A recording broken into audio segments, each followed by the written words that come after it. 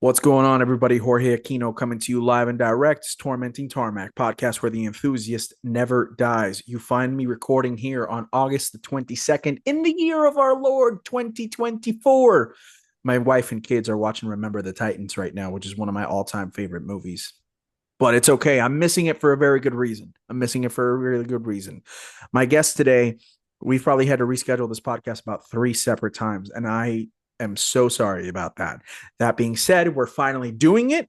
We went ahead and did it very last minute. I messaged him at about 3 o'clock my time this afternoon. I was like, hey, do you want to record tonight? And he said, let's send it. And here we are. Ryan Kristoff is joining me all the way from the Detroit metro area. Ryan, what's up, brother? Welcome to Tormenting Tarmac. How's it going, man? It's good to finally meet you. You too, brother. You We've been too. trying to do this for a while. We haven't. This has probably been at least a month and a half to 2 months in the making right here. And I, Yeah. how did this all even start? I think it was you hit a certain number of followers on your IG page, and then our mutual buddy, and of course, co-founder of this podcast, Ronald Morris, my brother in Christ, whom I love and adore, went ahead and basically said that if you hit that number, I had to get you on the pod. And I was like, well, Ryan seems like a cool dude anyway, so let's get him on the pod regardless of whether or not he hits the number. So is that what it was? I think that was it. Yeah, it was just a silly thing. I had it open one day and it's the race car number is 46 and Mm-hmm. I was at like 46 like 35 or something like that. I was like, "Ooh, all right, whoever's 46 46, I'll send you something special or I don't know, I got to do something about that." Yeah. And then Ron hit us up. He's like, "Hey, Tormenting Tarmac needs to do it, so you guys have to do a podcast." I'm like, all right, that sounds good. So Perfectly fine with me. we 100%. both win. Yeah, Yeah. no, it's a huge W. And again, big shout out to Ron, of course. I'm sure he'll be brought up a few different times on tonight's episode and all that good stuff. Yeah. Him and his hooliganistic ass Pontiac Fiero that he thinks is still the best daily on the planet.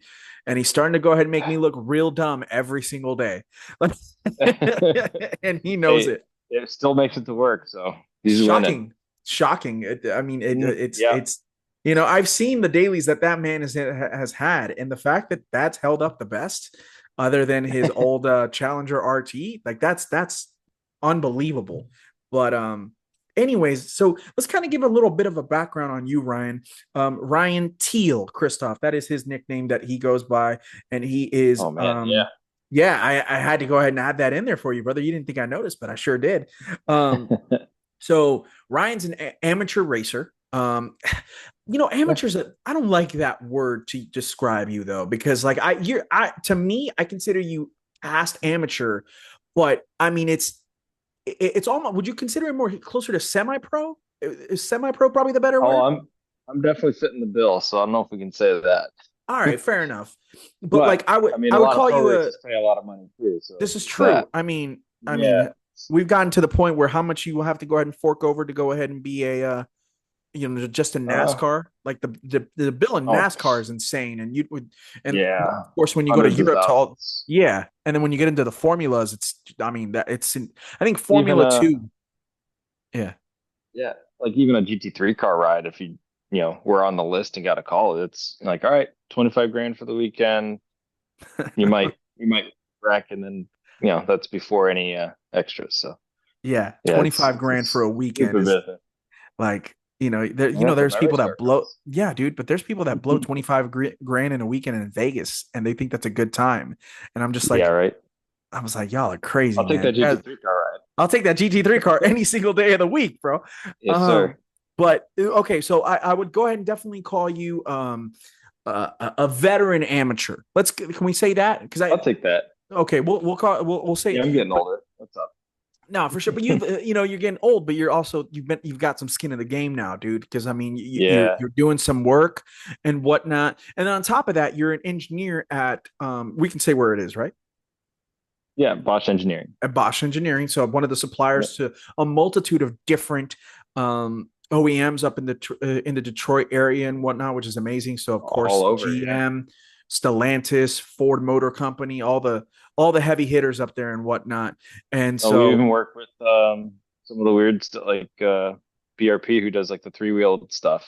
oh, okay, The cool. spiders and slingshot. Polaris we've done.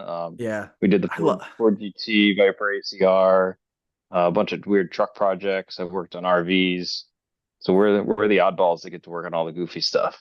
that is kind of Yeah. hilarious though. I mean, I would love to go ahead and just randomly just plow through one of the Michigan roads in an RV at like 70 miles an hour.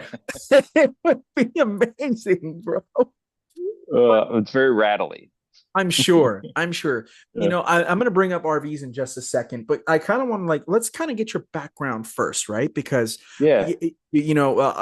you're an amateur racer who is competing in a bunch in several different grid life events, which is amazing in and of itself. Obviously, you've been at Bosch for a while now, and so you have an enormous engineering background behind you. Where did it all start for you, though, bro? Because I mean, I believe you're right around my age, at early to mid 30s. Is that right? Yeah, born in 85, so 38. Oh, okay, cool. 38, perfect, Yeah. man. About to go ahead and hit the big 40 next year. Congratulations, my brother. Um, Oh, yeah, thanks for reminding no, I mean, not to remind you or anything me. like that, but like, sorry. But it is a huge birthday. It is a huge birthday, and you should go ahead and look at it Yeah, this it's way. getting there. You've been racing long enough to go ahead and hit your 4.0, and you haven't. I mean, you're still racing. You know what I'm I'm still saying? racing. Yeah. Yeah. Exactly. I can't complain about that at all. Exactly. And so, Yep. but let's go a little bit back here because, like, how long Yeah. have you been racing now? I started wheel to wheel racing in 2013, but I started, I guess you can, if you want to count autocross, I started right when I got my license in 2000. Well, when is it? I might even had a learner's permit. 2002. Wow. So I was 16, 2001. So I did Okay.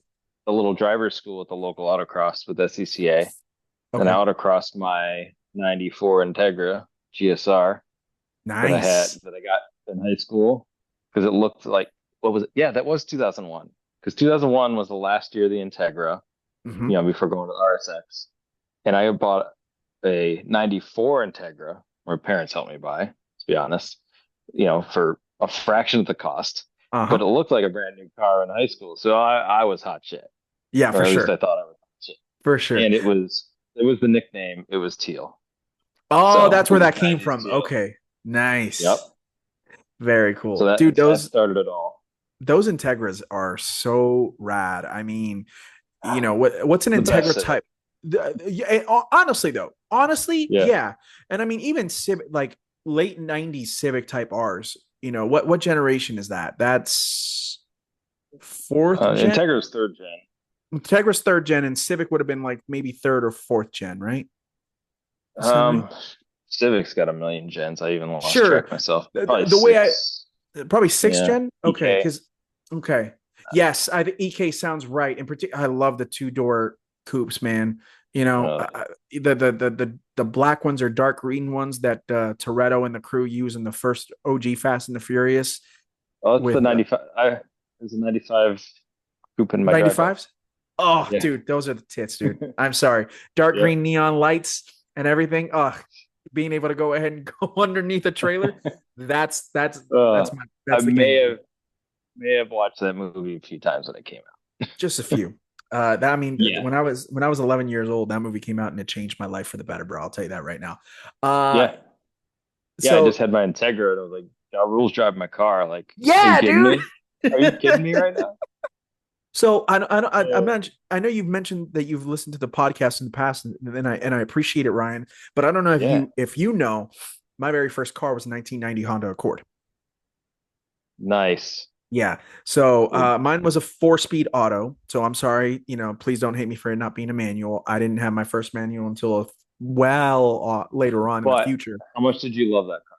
I adored it, dude. It's actually to this day, I would probably have to say it's probably the third most reliable car no, was it the second most reliable? It might be the second most reliable car I've ever owned. Seriously, dude. Oh yeah. Yeah. Now, granted, didn't have AC in Tucson, which is a bad move. Oh, When I was growing up, so my mom, you drive talked tests. about Yeah, for sure, 100%. So you mentioned that your parents went ahead and helped you out with your first car when you went ahead and bought your Integra. My mom, Yeah. shout out to my mom, she bought me my very first car as an early graduation gift, and so Oh, I, awesome. yeah, I ended up graduating May of '08, and I got it in March, and I drove around those last 2 months of high school like a boss, and what I ended up doing is instead of putting an air conditioning, or I think I needed a compressor at the time, I ended up putting in a Sub. sound system, Yeah. two tens in the back with 1,000 watt amp, and I was the Yep. king. I don't care what anybody says, and it was Nothing incredible. better. Take me back. Nothing better, nothing better. And then that car was so light. Those cars were so light. They were so slow, but they were so light. In particular, Yeah. an Integra. Like I don't know what an Integra weighed, probably like 2,500 pounds, if Yeah, that. around that. And so a GSR, Maybe like probably 26. 2,600 pounds, right? They would have had like what, maybe high 100 horsepower. So like talking about like 170, 180. Yeah, mine That's was 170 stocks, and then like yeah, I think it was still like 150 of the wheels. dude, that's a lot of power for 2,600 pounds, or enough power, I should say.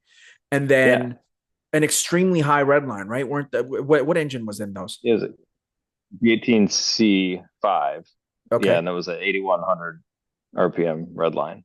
Yeah, VTech was kicking in like nobody's business, It was bro. the best. Yeah, Put that short ram intake and just floor it everywhere. 100%. See, I don't Uh, think because mine was a 90, or I don't actually, that's not true. Not because it was not a 90. I think it that was was just the old because of like my spec.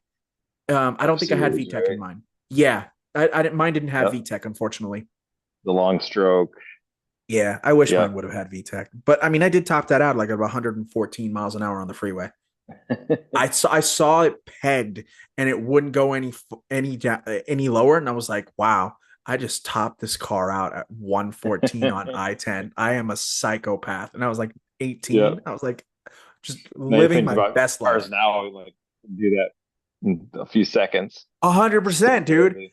I mean, you Yeah. got Koenigsegg's doing like 0 to 200 back down to zero in like 24 seconds.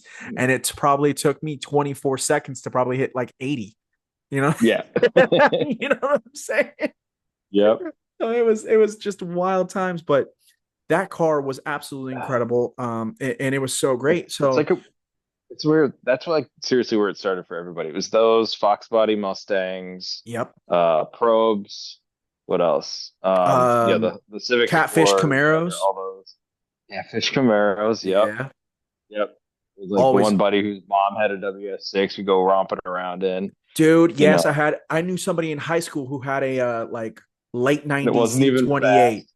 No, It was but they were loud. though. Like you had to get the right year, in particular with Trans Ams and Camaros. Like if you got a like 98 and later, you had a fast ass car, because like I think I think the LS1, they put it in the Camaro and in the Trans Ams. The first year was like 98 instead of the LT1. So you got like a healthy 300 horsepower in like a 3,300 pound, yeah, 33 pound, Yeah. 3,400 pound car. And then you could get with the 6-speed manual. Now, most kids in high schools got the 4-speed automatic, and they, whatever. But, Yep. but like those were fast. Like if you had a late 90s Trans Am or a Camaro in my high school, like you had a fast car. If you had a 97 and lower, you definitely had a slow ass car. Respectfully. That's the truth. Yep. Yeah. So what Oh, you had the GSXR, or the GSR, excuse me, that's not a Gixxer, although Gixxers are crazy. Shout out to Suzuki. But why was it that you did go with the Acura Integra? Like what was it about the Japanese oh domestic man. market that really kind of, you know, struck a chord? We go back to, how do you start racing and all that. My dad has been racing SCCA since before I was born. Okay. So my dad was the racer, like he would go out a few times a year, just grassroots when he can. He raced a mini before I was born, like in Dope. the late 70s, early 80s, I think. And then he got Those a were Triumph incredible. Spitfire. So Oh, Triumph dude. Spitfire was what Okay. I grew up with. That's what I ended up racing first. Like that was my graduation into road racing. Okay. But small car, fast type of thing, small Hmm. motor, but tuned up. So I was kind of cued in on that. And then yeah, I don't know what it was that, kind of got me into the Hondas. The Integra Type R was out. Like it Hmm. was a new car in the showroom. And that's the one I was like, you know, not knowing anything about money or anything. It's like, we needed another car. I'm like, Type R, do it, do it. They were so expensive at the time and rare, but there was one just sitting in the showroom with all the comp tech goodies on it for like 30 grand. And I'm like, oh, this thing's so overpriced. But I Little think it did was we like know, drooling though. over the Type R's. It was like that. The Catfish Camaro was also new, Hmm. and that was also like somewhat reasonably priced car. I would probably say So that was like, probably like mid 20 grands, probably. yeah, Yeah, and it right. was like low 20s probably. Hmm. Um, Good times. yeah, and then so I was like drooling over stuff like that, something with a manual and all that, and then we saw this car locally. It was like the Integra. I'm like, oh well, this one's like 7 grand instead of 24. So like, yeah, this will do. I gotcha. So So it's that's just kind of how fascinating. it started. Yeah. Now we mentioned that you're in Detroit. You grew up in Detroit, right? Yeah, You're in the Big D, like that's your home, and all that good stuff. The fact that your dad was running minis back in the day in Detroit and running Triumph well, Spitfires in Detroit, like I we feel started like in you didn't. Ohio though, Okay, so but still, like the Midwest, like I feel like that's a huge contingent for rolling around and driving and racing American. Like you don't hear very often, where yeah, and maybe you can school me, but you wouldn't have thought that I would hear very often if in the Michigan area or Ohio or Wisconsin or Minnesota or even Illinois of people racing British, sports cars and hot hatches. Like was that a norm back in the day when well, your dad was coming up or what? so he grew up in upstate New York when he was real young, and then moved to Ohio. I think through like high school and grade school. That's where my parents met. Okay. So through there was a local track, Nelson Ledges road course, Yeah, I about know less Nelson 20, 30 Ledges. minutes away through the cornfields, that way from where they are. So that's where like all his buddies, um, after school and stuff like that. He lived with good family friend. So he has this big garage and like this little house almost attached to the side of the garage. That's where my parents live. That's where my sister was born at. Like they all lived basically in their friend's attached garage house. And he brought home a mini one night, So my dad and this guy, his name's also Ron. He was really big into just all the old British sports cars and his whole group of buddies. They all had, MGBs, TR250s, TR3s, minis, old Volvos, Datsun, all the old European sports cars because those at the time were the Honda Civics and Accords of the time. Like we all jumped in the Japanese classics. They were jumping into Those were European classics. They were those so were shit cheap. boxes. Yeah. Yeah, but the British were making the cool sports cars, so they could have a top down, take their grilled ice cream, and go to the dance, Yep. in their little souped up hot rod. Yep. That's not doesn't have a big motor in the front, but the top goes down, and that's what everybody was racing. So I Yeah. think it was always just this small car, sports car crowd, and that's just kind of where he got into that.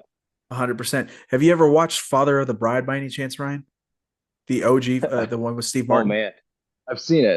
I don't. It's been forever, I but know yeah, it's an yeah, obscure yeah, yeah. reference, and I apologize, but Steve Martin's character is rolling around like an Austin Healey 3000, and I think Yeah, they're it they're really living is. like Bug Eye San Sprites. Marino. Yeah, and it's just so fire, Love a dude. Bug Eye. Yeah. Like I see those cars and I'm so attached. And I'm like, God, I need one of those. And then I look what they cost, and I'm like, God, I can't pay for one of those right now. But they're so cool, dude. Like 60s Yeah. British sportsters and little roadsters, I Always should say. broken. They're always Electronics are broken. Their trash, electronics always are leaking. crap. But then when you get them Suspension right, geometry tries to kill you, but man, they're cool. well, yeah, but you mentioned suspension geometry. Like they're built in Britain, and then.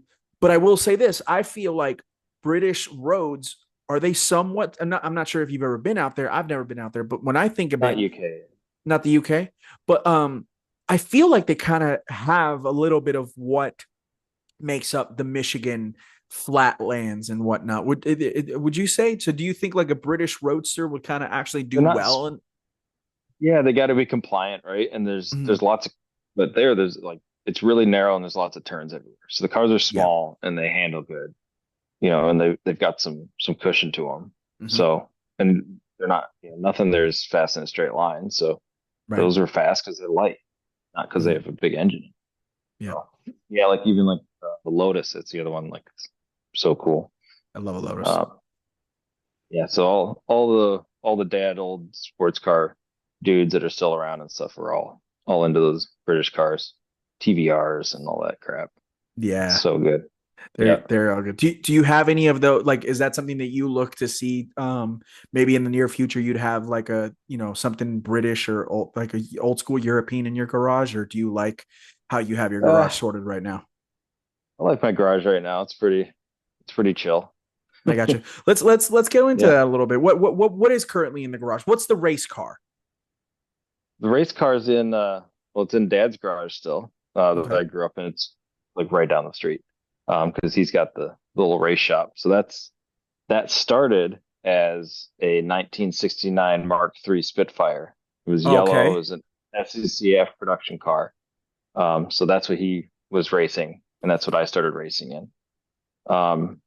2016, I tried to take it to the runoffs because I was trying to drive the living snot out of the thing, trying to, you know, get up to the front of the field with, you know, an old British car with a tractor motor and no budget. And but the car like always looked really good, and it was always for what it was always really fast. It had a dog box transmission in it and revved to 8 grand with a push rod cast iron motor. The thing sounded so good. Um, but we blew 4 engines like catastrophically in 5 weekends, and that Woo. engine had never had a motor blow up before. It had like problems where you had to stop and fix it, but never like I put a hole in the side of the block, I dropped a valve, I burnt through a piston. Like that was our like our whole stock of spare motors and parts that lasted us years and Five years, weekends. all gone. So I never even got to race it in the championship week at Mid Ohio. So that was like the big gut punch. I've never felt so bad about an inanimate object before. Like Yeah. that just absolutely broke me. Like I Yeah. felt worse than losing a human, you know, like it just all that effort and everything that went into that. So I had been drooling over this tube frame Honda that had been for sale for a year that was run by the guy who did our transmissions up in Canada. So he did all the crazy dog boxes, and he was like multi-time national champion in his cars. Um, and then I had my Integra. So Dad and I kind of cut a deal because it was I was racing Dad's race car, um, and I had my Integra for track day, just shenanigans all the time. Um, so we both sold our longtime car loves, and we both went in on this CRX race car for Okay. SCCA. And at the time, before I went too fast and got it penalized, it was definitely like it was king of the class. The thing had, you know, awesome motor, made well over 180 horse, out of a 1.3 liter, That's a lot. the dog box, and like under 1,900 pounds of the driver Woof. on little 13-inch slicks. So it And was what's like the up red over line on 100. that? It was like 8,500.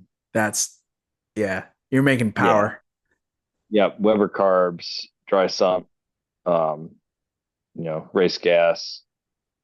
It came with 2 dog boxes. Um, and that was like our all in. All right, we're going back to the runoffs. Yeah. So that's how that came. And that's still the car that I'm racing today, which is much different. But um, yeah, that's the CRX. That's the thing that's on all the Instagrams, and the car is more popular than me, and that's the way I like it. No, for sure. Listen, CRXs, dude, and Special place in the heart. Yeah, they're a really cool car. They are really. I mean, CRX's SIs back in the day were like the bee's knees, right? Like in the Yeah. late '80s, early '90s, like just a rad car. But like one of my good buddies, who lives out here in Phoenix, shout out to my boy Andrew. He his what was it? His very first enthusiast car, if you will. He bought an '89 CRX, if I'm not mistaken, '88 or '89. Yeah. Yeah, and that it was a really dope car. What color? Dark gray or black, I think. Ooh, Yeah, so it was dope. It was really, really cool. bitchin'. 5-speed manual, obviously. And so funny story. We raced, not on track or and not going through any curves or Oh anything like yeah. that. It was just, it was, I'm pretty sure it was like a mile and it felt like forever because we're in slow ass cars, right? And Yeah. so we raced twice. First time, he drove. So now, if Andrew ever listens to this, I'm just gonna flat out say this. Andrew, I love you. Andrew's a very husky individual compared to me. Andrew is probably like 6'3", and at the time was easy, maybe 350. He's a big boy. And That's a so he big boy in was a little car. that's a very big boy in a very little car, right? And but he loved that thing. He adored it, and now he's got this. And now he's got an S13 240 SX, which he loves and adores, and he's put everything into that Oh, car, and that thing good is just car. it's awesome. His is a hatch, and it's quite impressive. And he's had that car for like probably 15 years now, and hopefully he'll get it almost sorted one day. But he still loves it, They're and it's never great. done. Yep. Yeah, they're never done exactly. And Mm. so we race these two little cars, and I beat him. I beat him by like maybe a car length and a half or something like that, which shouldn't really come as a surprise because I'm a lot smaller than he is, and he's got an extra like probably 150 200 pounds in the car, so that makes sense. So then his friend is chirping. Him and his friend were him and I we were cool too. We were friends too. So it wasn't like, it was just some other guy just randomly chirping. This is our mutual friend just chirping. He's like, I can go ahead and beat you in his car. And I was like, let's go. Let's Yeah. go. I'm not afraid. And so we run it up again. And obviously the race is much closer. And what ends up happening is his friend gets ahead of me. And but I'm able to go ahead and kind of make a comeback. So I'm like right there. And as I start to go ahead and get past him, his buddy takes a pothole at like 90 or 95. Oh And no. you Those can cars don't imagine, take those well. no, they don't. Absolutely not. Like Ryan, they do not take those potholes very well. As you can imagine, what happened behind me is he takes this pothole and, well, bye bye CRX. And probably flips it Oh. about 3 times more than I think. Oh But it happened behind me. So jeez. I'm not seeing this. I'm just going ahead and like gapping him at that point from what or at least Yeah. I think. And I'm like, yeah, yeah, let's go, yeah. And I blast through the stop sign, having hit the brakes, but because I was so focused on beating him, I didn't hit the brakes earlier. So I went into the ditch at like 30. Oh But it's okay. My my car God. was fine. My car was fine. It's stupid 18-year-old. So I'm able to go ahead and reverse out of this Oh, we've ditch. done And some dumb shit. yeah, exactly. It was. Yeah. We do not condone any of this now. If No. you want to race, take it to a track. And I get out of my car, and then I find out that my buddy flipped his car. He was Man. a-okay. He was all fine, like no big deal. But yeah, I mean the car was toast. And so Jeez. but to this day, he thinks he beat me, but I'm like, how can you beat me when you flipped behind me, bro? Like I did, you know what I'm saying? Like I just want to DQ. put it out there. It's Yeah. Papa Tarmac was 2-0 that night, and that's all I'm gonna say. That's where I'll leave it right there. But yeah, Uh, CRXs are just CRXs and Civic Del Sols, I feel like are two very underappreciated JDM cars. How do you feel about them? Obviously, CRX, we I know how you feel. How I do you think feel the about Civic CRX. Del Sol? I think the CRX is very appreciated based on the Mhm. feedback I've seen. Everybody's Good. either they had one, their brother had one, their best friend had one, or they have their own right now. Like, oh, almost nobody comes by and says, "What is it?" You know. Right. Yeah. Yeah. But like the Del Sol, yeah, definitely underappreciated. My buddy had one for a while, or a couple buddies had one.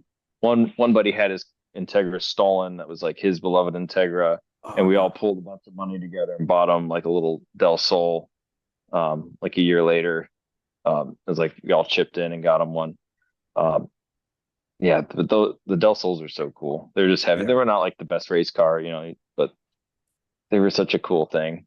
Yeah. But yeah, They I are had a 90 SI in college. nice. And I have this little 95 EG coupe right now, auto that my wife drove around town for a few years. Um, yeah. Oh yeah. Where were we? What's in the fleet? Yes. So the Jeez. CRX is currently the current race car. What do Yeah. you and then your wife was driving an EG coupe? Is that what I heard right? Yeah. Okay, Yeah. cool. Because we had some SUVs and she had some desk jobs for a while. And then just, after COVID job mix up, she got a couple desk jobs, ended up just being a nightmare of drama. So she just quit it all, started doing her own thing, doing little deliveries and stuff around town. So Okay. she just drove the Civic. It was paid for and cheap. And now her work truck is this is what I have in my driveway, a 2014 Prius. And I must say, it's kind of great. It's ugly. I'm not gonna All besmirch any it's got Priuses. 220,000 miles. I bought it from South Carolina when I was down there on a work trip and drove it home. How I many put what was your parts average on it. MPG? Coming up was like 45, but she gets 50 to 55 That's incredible, dude, all isn't it? day. She drives it every day. It's her work truck. Yeah. I So like it. it's great. I put I snow tires on it. mhm. Got online, and I'm like, oh, I got to get some summers for this. I'm like, wait, why? Just drive these till they die. Like, who Yeah, cares? for It is sure. 50 miles a gallon. Yep. Yeah. I feel like 2014 or maybe just a little bit before that is when the Prius started to get a lot better looking, Ryan. Is that right? It's still pretty darn ugly, but Well, I think the brand um, new Prius is really the good new looking. ones, yeah, nobody can deny they look good. They do. Yeah. No, we've Yeah. reached a point where like a Prius actually is a very good looking car. But like I feel like it was like 2014, maybe a little bit before that, we started to go ahead and see So the Prius. It 16 was the next gen up. That's where they got They had like three body more styles, right? modern looking. Yeah. Yeah. Yeah. This is a third gen one. Whatever. Okay. The thing is great. It's actually kind of fun to like drive around. It's so slow, but but you try to like play with the hybrid system and try to see Mhm. if you can dip it over or under a certain spot. And Yeah. it's like a little mini game thing around. 100%. It's Well, super fishy. I also feel like because of the hybrid system, it giving you like immediate power, like that immediate torque at the bottom. Like, yeah, it's slow, but there's like a quickness to it. Like you can go ahead and Quicker get than the off the Civic line was. quicker than my Accord was, probably quicker than my Sorento Yeah. is right now. Yeah, no, 100%. Like they're Yeah. that the hybrid, works, and then you also realize that there's a reason why Toyota never went deep, fully ingrained into the electric game like a lot of the other manufacturers did. Like Yeah. they Because they've stayed just been true to the perfecting hybrid this forever. technology. And they've gone ahead and improved it over the last Yeah. like 20 years, and it's crazy. Yeah. Until these cars came around, like I don't respect the Toyota since like, mid The 90s. 90s. Yeah. Like since the Celica was the last car that like anything Toyota after that, I'm just like I can't, or like Right. a Supra. Except for the The obvious one. pickups. Yeah. Yeah, Not even the you have pickups. seen Yeah. all the crusty ones that have come through, at least up here. Sure. All the tacos with the ratchet frames and stuff. Sure, I'm man. like, Listen, man. I've But said it on this podcast this before. thing is like I know what to do right, so Yeah, we there's no we we arguing it. we live in a very strange world when a brand new Tacoma TRD Pro is going for like 70 grand. Like we have a serious problem. But but then we also have Raptor R's going like for like 150 grand, 100. brand new out of the box, and I'm like, y'all are smoking crack. Yep. So we've got some You can't issues out there. can't get a car under what 2025 now. So Not anymore. Nope, no, 100%. Yep. I think but My wife and I, we bought a brand new 2014 Nissan Sentra, and I think we paid like 21 for it. And I was like, this is the life. This is fantastic. And I made a and I made I've made bad decisions in my life. I genuinely believe that the worst decision I ever made, in particular from a car perspective, was deciding to trade in my 2014 Sentra for a was it 2014? Yeah, a 2014 Nissan Sentra for a 2014 Focus ST. And I'll tell you the exact reason why. Because Oh, I would, as much as I love the Focus ST, I've had a love hate relationship with the Focus ST. I only bought a Focus ST because I couldn't afford a Focus RS, right? As yeah. most people who bought a Oh, the Focus premium is ST. stupid. Yeah. Exactly. At the time, like when they came out, when a Focus RS came out in 2016, that was a Oh, it's forty thousand 40. dollar car. Yep. And then on the not on the flip, but the ADM on those made them like 45 Oh, or yeah. closing in on 50. And I'm like, yo, you're gonna finance 48 grand on a Focus RS? Focus. That's a wild. I mean, people are over here going ahead and financing 40 G's right now on a friggin' Corolla with the GR, and I'm just Yeah. like, listen, I love that car too, man, but it is a hard pill to swallow to want to go ahead and finance 45 or 50 grand on a GR Yeah. Corolla because of ADM. Like that's no. And No. so, I couldn't afford that. And I was like, but I can afford a Focus ST. And a Focus ST still is a cool car to this day. It really is. I think the Yeah, because I had a Fiesta, Mazda Speed 3 whenever those came out. Mazda Speed 3 was its Yep. twin, exactly. And I remember like really enjoying it, but at the same time knowing the fact that I'm like, damn, dude, I'm missing 90 horsepower and I'm missing an additional two-wheel drive. And it's like, I really like it made a difference. It genuinely did. And then knowing the fact that the Focus was so much heavier than the Fiesta, I was like, man, I think I'd rather have a Fiesta, even though it's a smaller car. Those turned out to And be the best car. it did turn out to be the best car, which is really frustrating. And so I had like a year to go to pay off my Sentra, and instead I went ahead and locked myself into like another 5 year loan with this stupid Focus ST. So like Yeah. I was, and it was just not what I wanted it to be. And on top of that, when you go ahead and add an additional 5 years on top of when you only had one more year to go ahead and finish off paying your car, and like later on, It's you brutal. realize that's a stupid decision financially. Yep. But at the time, you're like, oh, I really want to Focus ST. I'm done with the Sentra. It's ridiculous. That was so, bad decisions. It is what it is. Um, but Yeah, I was okay, living the no car payment life for a while is good. And then yeah, the other thing in the fleet, pickup truck. We're so my dad got some killer grandfathered in employee deals on some GM truck okay. lease deals. It was like he's paying like under 300 bucks a month. So we just Whoa, like, hey, want to split a truck? So nice. so we had after Suburban was finally ready to go forever. Yeah, Um, for towing, right? So lease deal and then re-up the lease deal on, on another truck, basically the same truck, different color. You know how that goes. for sure. Um, so was it 2 years ago today? Um, the lease deal was up, and that's right whenever the market was crazy, right? two Yeah. years ago, you couldn't buy a new car if you Nope. wanted something new. It either wasn't there, it was so expensive, and the used market was Catastrophic. insane. So when that lease, you know, went up, it was the low 30s for a truck with 18,000 miles. And I was like, well, I'm buying a truck today.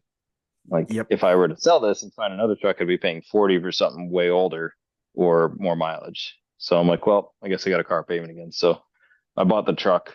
So I have the 2019 Sierra, Oh, okay. tow pig, heated bench seat, CarPlay, AC remote start, V8, trailer controller. That's all you need. Does all the W. things. Yeah. 4-wheel drive, I assume. Yeah. Yeah. Yeah. It was like the limit 1500 limited. Okay. with the Z something package, like better shocks and nicer Oh, the wheels. Z, like, is it the Silverado equivalent of a Z71, basically? Yeah. I think I it's a gotcha. Z71 pack. So it just came with like some better shocks. It was like and Yeah. tires and wheels for towing. And it's been great. Listen, So, let me tell you something, man. I have always been that guy that says I'll always take a Sierra over a Silverado, in particular a oh Denali. yeah, I do love yeah. me a I've Sierra always had Denali. GMCs. Yeah. Oh man, a Yukon Denali used to be the way to go, man. Like I actually still want one. Like if I had like an unlimited budget and I could buy myself an Oh oh yeah, 01 to an oh 06 Yukon Denali, the shorter wheelbase, all the and painted body panel um, trim and all that. I Yeah. would get it. I would get it in black, tan interior. I would put 24s on it, and then I would rip out the 6 liter V8, and I would get the what's the big LSX modern engine that you can get right now? Is it the 500 cubic inch or the five? Is it the 530s? You're the V8 guy, man. I don't know. Yeah, it's like this enormous 530 Ask inch. Ron. Yeah, I know. Well, that's what I would do. I'd be like, hey, Ron, so can you give me the hookup here? I'd drop that, put like a 10-speed automatic, and just live my life and make get like eight or 9 miles to the gallon and live just my Oh, it's best so life. bad. Yeah, Yeah. I know. I would hurt the planet, but then also be riding in style. So like, really, who's winning? I'm kidding. Okay, let's go back here though, Ryan. To you said that you started going ahead and racing really when you started doing autocross with your learner's permit, which I didn't know you could do that with your learner's permit. I I'm trying to remember when it was the earliest. Like it might have been a minor waiver. Like it might have been right when I was 16 or something like that. But Okay. it was basically, as soon as I can get in there, I want to go do this and learn how to drive stuff because that's all I've been dreaming about, as a kid, thinking about racing and the line and video games Yep. and all that. So that was my addiction. Then that just turned into like I did some autocrosses and turned into like track day toy once I got into track day stuff. I went to school at Western Michigan, which was, like 40 minutes from Gingerman Raceway, which is kind of like my home track that I've been to forever and Mm-hmm. grew up at. And that's where Gridlife started. So full circle, that's how that happened. I love that. With the Honda going to Honda Meet, or I'm sorry, the event that shall not be named now. It's basically a family reunion barbecue at this point. But it was a track day that evolved every year. It was so fun, so awesome, and that's where the Grid Life organization evolved from. I got you. So really, I've been in this Grid Life community since '04, '05 Whoa, that's you've been in before there it for was a a hot thing, minute now. right? Yeah, So I'm not one of the like originators of it, but I'm definitely one of the OGs that are still around that's for really sure. cool, and it's really blown up. And it's not just obviously in Seriously, Michigan anymore, dude. Like it's I feel like it's all we over the just had Dead country. Mouse play at our track day. Really, Like that's the pretty. Summer Apex Festival at Road America, Yeah. like that was a headliner. T-Pain was drifting his car. Like, Shout out to um, T Pain, dude. yeah, like Greg Creamer calls our races on broadcasts. Like, what is going on? Yeah. Dude, Like, I remember growing up, listening to T Pain. I'm gonna buy you a drink, and yeah, I'm in love with a stripper and we everything. were And then playing bartender in the golf cart blasting down the yes, back. dude, that's what I'm So talking good. about. Like, just be like, Yeah, I'm so good, and to know that he's just such a huge car enthusiast talk and about a Jet, national treasure. Man. dude. God bless it. Oh, and on top of that, dude, have you ever heard him sing without auto tune by any chance? Yes, his album that he did, Yep. I played on repeat for a while. Dude, I'm telling you, for anybody out there, and I know this is a very weird, like just completely going off the rails thing, but just hear me out for 1 second. For anybody He's a who's car guy. he's a car guy, and then if you go onto YouTube and I think he did like this special, Um, like small concert, right? Under the covers or something like that. Yeah, I mean, dude, he freaking who does he He cover? covered a bunch of songs. Yeah. He did, and I think he covers doesn't he cover Black Sabbath or is it Ozzy? I War can't remember. Pigs. Yep. War Pigs. Dude, his rendition of War Pigs is Unreal. insane. So Yeah. good. Ah, T Pain is amazing. God bless that man. Yeah. Um, so You've been doing it now, the full on 20 years, dude. You've come up Yeah. the ranks, I think you would go ahead and say. What do you think has been the key to being able to stay so consistent? Because for the people who might not be who might be listening, not are fully ingrained within grid life, you've got some fast people driving, like Oh, really fast. yeah. When the pro drivers show up and don't just start winning, it's fast, For right? sure. It's Yeah. a problem for Um, them. It's like, what? yeah. It's the best of the best. You wanna think you're good, and you want, a slice of humble pie. It's definitely a place to do that. There's a lot of talk, people complain about cars and balance performance and all that stuff, but there's one thing that's consistent no matter what the balance performance is, the best drivers do the best. There's no way around it. It's not one car that just takes off. It's the best driver with the best car Mhm. that's going to take off. And that's the For only sure. combination, right? Do So you push yourself and it pushes everybody to be better. mhm. iRacing, COVID, iRacing, I was racing, in leagues and stuff 6 nights a week, just trying to get better. And everybody got better. Mhm. Everybody who did iRacing, did all that, those are the guys who were racing against, coming out of that in Mhm. GLTC. And everybody got better at racing because they've been racing for, at home 6 nights a week. Like that was a huge thing with all the iRacing and sim racers that come up. Just everybody's getting better. And it's fantastic, but you gotta work now. Yeah. You can't sit around and say, like, I'm a fast driver, show up, go pretty fast and do really good. No. You show up unprepared. You haven't been practicing, you haven't been doing that mental and physical training of, you know, car control and speed and chasing lap time and looking at data and having Mhm. data on the car to do and set up changes. You're not gonna be at the front. You have to do all those things to be there.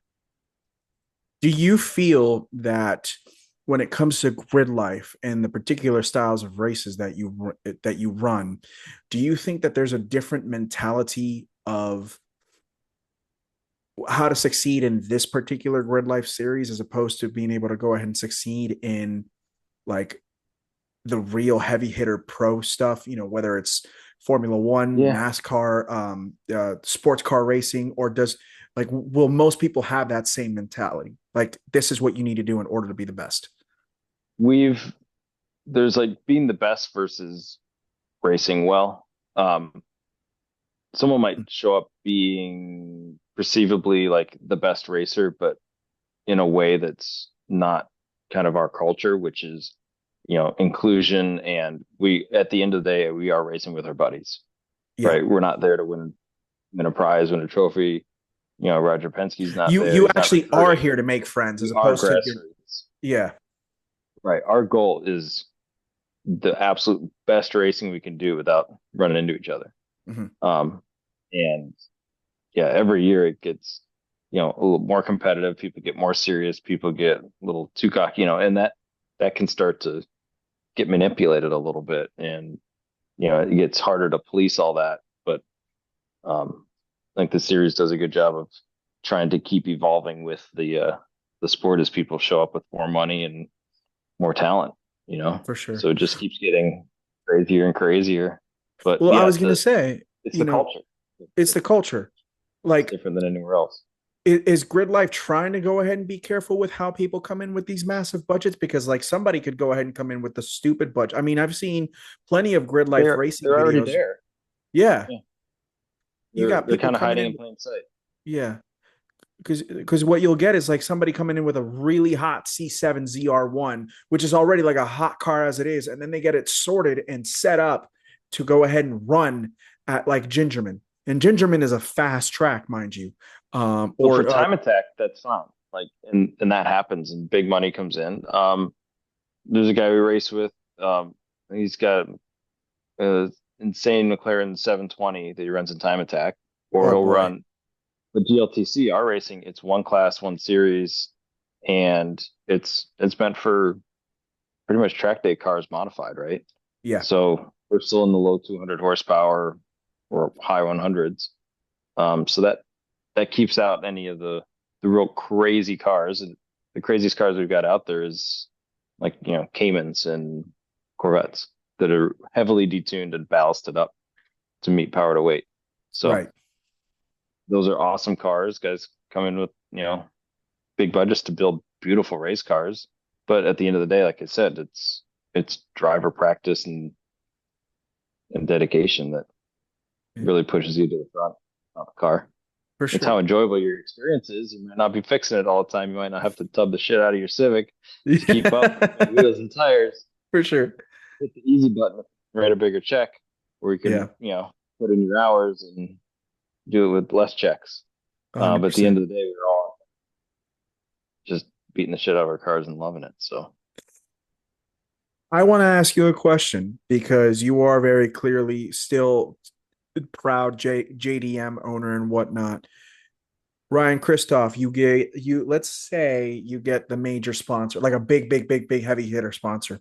Let's say they go ahead and they're going to give you like what's a good budget in grid life these days, Ryan? What are we thinking? Like um, 50, I don't like budget. okay, fair. If I did that, I wouldn't be doing this anymore. This is true, bro. This is true. Yeah, But let's say they the gave you budget's all let's the extra money I can spend on it. that's But fair. But yeah, let's say if they give you yeah, like 300 grand for a season, which is I think a pretty healthy amount for grid life, right? that would be absolutely ridiculous. Yes. Yeah. But let's say because it can happen. I mean, there are people that have those that are running those budgets in grid lives. What do you think would be the dream car spec to race, whether it's in like a high level time attack or whether you think So you'd stick in the series that you're running in now in grid life? yeah, I'd still stick in the series. I still want a wheel to wheel. Okay. I mean, something batshit to drive is also cool, Hmm. but um, yeah, I'm still thinking wheel to wheel series. And honestly, there's one or two cars already in the field right now that if I were to, just unlimited budget, that's the car I want to build and to race. It's PDK Cayman. Mm. What's a Yep. And sweet car? there's Yep. Aaron from Winning Formula has one. He was parked next to us at Road America and known him for a while. So he was running Miata forever. It's just, it's a, I don't know what gen came in second, maybe, but it's So got nice 987. exhaust on it. It's PDK. It's got, fantastic brakes, fantastic ABS Yep. guy. Um, like easy to drive, you know, is just set up well, easy to adjust and dial in. Hmm. It's the big wheels and tires, and to just drive that car with that nice balance. Right. It might not be the most overpowered car or underpowered car. It has its advantages and disadvantages being a little heavier, but I think that would be the most enjoyable thing to just continually race. Yeah. And I think I would be most comfortable in that. My car is it's an experience driving it, and I'm sure. you got to work really hard to get the speed out, and that's the hardest part is to try to, if you work too hard, you're just going slower. Right. So car like that where you can just absolutely stomp the brakes and blend it in nice and Yeah. crispy every time. Stuff like that must be a dream. I imagine. I love a Cayman. I've come around, or not come So it's around, not but I've JDM. no, it's not JDM. Hey, listen, I mean, I love all Yeah, cars, brother. I love me. I love me a Porsche any just love a day. good Like, car. I do. I really just love a really good car. I think that's the most Yeah. important thing. Um, I'm curious because you were kind of talking about how like you set up your car. What would you describe as your driving style? But then if you when you describe that, maybe you can kind of like even go a little bit deeper into what do you feel after like 20 years of racing in grid life in particular with wheel to wheel? What have you felt is the most advantageous driving style that performs extremely well within your respective field? Well, I think over the years and with my latest job doing, chassis controls and kind of performance driving, we're not performance driving to a lap time anymore, right? Right. I'm performance driving to vehicle behavior and car control type of driving. So for me, it's like, you know, having fun with the car and having it be able to be playful and not a car that you have to drive um, where it almost feels under the limit, where it almost feels boring Hmm. fast. Um, that doesn't seem as enjoyable. And I kind of fear the Cayman would end up that way, but you also know if you're driving it that way, it's probably really fast. Hmm. So it's hard because I have to kind of get away from hanging it out. A lot of oversteer, understeer, front wheel drive is what I drive, in my race car, but rear wheel drive and drift and stuff like that, super comfortable in. Um, it's just the car's got to be a little knife edge to really have all that enjoyment out of it. It's got to be able to like float and dance on the pavement. For sure. If it's really ripped up and just on rails, um, it's just not as fun, not Yeah, as enjoyable to drive. Yeah. So I know to be fast, you can have it both ways based on the car. I gotcha. So I, to I my ask cars, I ask because you in particular when it comes to the bigger formula races and stuff like that, there's a lot of drivers out there who actually prefer a little bit more understeer in their car. Some like it a little bit more oversteery because it's a hell of a lot easier. I know, right? Well, because like Yeah, you have like people like Max Verstappen, his front end is like probably the most aggressive front end in Formula One, and that's yeah, why people say like people like Checo or people like Pierre Gasly or even Daniel Ricciardo or Albon, they always struggled because the other Red Bulls were basically mirroring Max's setup, but it's Max's literal setup, and not every driver happens to like that setup, and so I guess to kind of to go into that, from what you've seen, yeah, this is the particular style that you like and how you like your car, in yeah. particular, your car being front wheel drive, but you race against rear wheel drive cars in your class too, right? So, are you seeing those types of setups, or are they really similar to yours, where they're making sure that it's a really balanced car, making sure that because not every car should be extremely stiff in order to go ahead and be able to perform well on track, right, Ryan? I think that's Right. something And that we all think that should be the case, but it's really not. yeah, and we run on street tires. So we run Hmm. on 200 treadwear tires. Okay. So that lets the car play a little bit more than like a Hoosier. Running on Hoosiers, you can combine braking and turning. So the friction circle, it's a Hmm. square. You can do all the braking and all the cornering at the same time. Um, and that you can just really, really lean on that. With the street tires, you can't really take advantage of that anymore. You really have to blend those together, and the car dances around a little bit. On a street tire, it's a little more forgiving. You don't Right. completely drop off that peak grip. You kind of get to hold it a little bit. So um, yeah, it's like I like the setups that are definitely a little more knife edgy. And then I see some videos of other GLTC cars, and it just looks like they're fast. They're on the same lap times as we are, but it just looks planted. Like I Yeah. want my car to be that way because I know that's how it should be. Um, but at the same time, this front wheel drive super short wheelbase Honda. It's 5 inches shorter than a NA Miata. Like it's really short. For everybody who's ever thought that the answer is always Miata, the answer might actually just be No. CRX. Not being Yep. biased or anything like right, Ryan. Uh, no, that's so interesting. And at the end of the day, yeah, you're winning stuff, right? You are being competitive, but you join, unlike when you join the bigger formulas or the bigger series all over the world, you're doing that to win, yes, and I'm sure, and you're obviously joining Gridlife to win too, but because of the grassroots background of it, you are still doing it to have fun. It's not, if you lose the fun factor out of racing and grid life, then you're not Oh yeah. enjoying grid life, right? There's a huge You know, when I difference. when I joined with Gridlife in the same car, it was kind of grandfathered in because it was on different tires. Everybody's running Hoosiers still. I was on these 13, so I was kind of like, all right, the car should be pretty decent. And if it rained, I'm like, you know, podium finisher.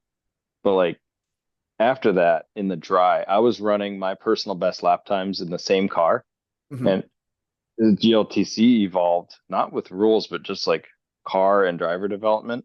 I went from top 5 to top 10 to top 15. And I ran a race before I, did all this extra work to the car with a modern motor, and it was like 30 to 30th or something like that in a race on a weekend.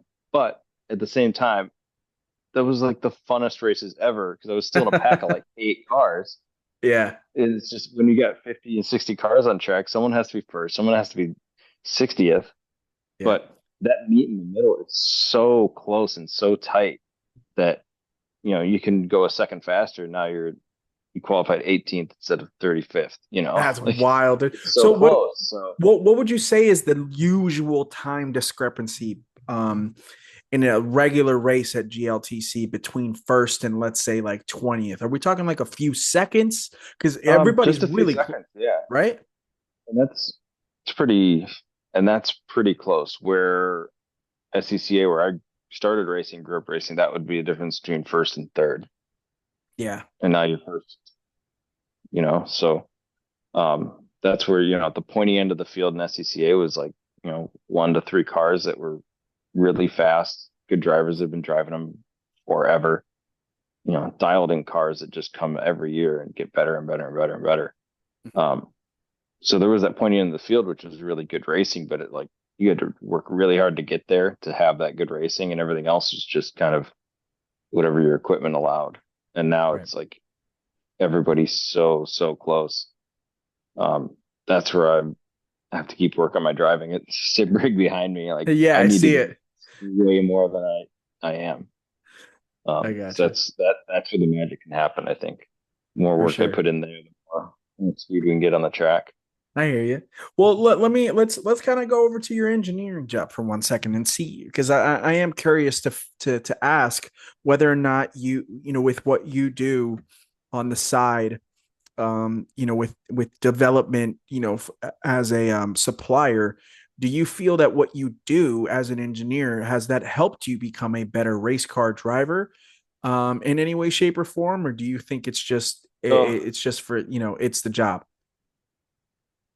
yes and no. Whenever I got hired, my boss at the time, who also used to race, um, said, "Man, this job has made me slower in my Really? racing." I was like, "Bullshit, that sucks. I don't want that." So as I was driving, I don't feel like I got slower, but it Hmm. didn't make me faster, but gave me way better understanding and um, knowledge of what the car's doing, ideas on setup, more perceptive to my own inputs, car control, all of that has gotten way better. So like when it rains, I can